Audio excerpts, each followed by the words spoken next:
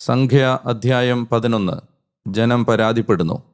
ജനം കർത്തൃകർണങ്ങളിൽ തിന്മയായത് പെറുപിറുത്തുകൊണ്ടിരിക്കെ കർത്താവ് അത് കേട്ടു. അപ്പോൾ അവിടുത്തെ കോപം ജ്വലിച്ചു. കർത്താവിൻ്റെ അഗ്നി അവരിൽ കത്തിപ്പടർന്നു. അത് പാളയഭാഗം ദഹിപ്പിച്ചു. ജനം മോശയോട് നിലവിളിച്ചു. മോശ കർത്താവിനോട് പ്രാർത്ഥിച്ചു. അഗ്നി ശമിക്കുകയും ചെയ്തു.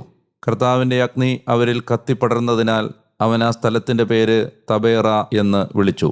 അവർക്കിടയിലുണ്ടായിരുന്ന അന്യവർഗക്കാർ ദുരമൂത്ത് പിന്തിരിഞ്ഞപ്പോൾ ഇസ്രായേല്യരും കരഞ്ഞുകൊണ്ട് പറഞ്ഞു, ആരാണ് ഞങ്ങൾക്ക് ഇറച്ചി തിന്നാൻ തരിക?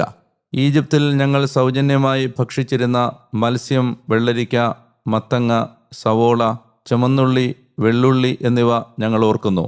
ഞങ്ങളുടെ ദൃഷ്ടികളിൽ മന്നയൊഴികെ മറ്റൊരു വകയുമില്ലാതെ ഇപ്പോൾ ഞങ്ങളുടെ പ്രാണൻ പൊരിയുകയാണ്. മന്ന കൊത്തമ്പാലരി പോലെയായിരുന്നു. അതിന് ഗുൽഗുലുവിൻ്റെ നിറമായിരുന്നു. ജനം അത് ചുറ്റി നടന്ന്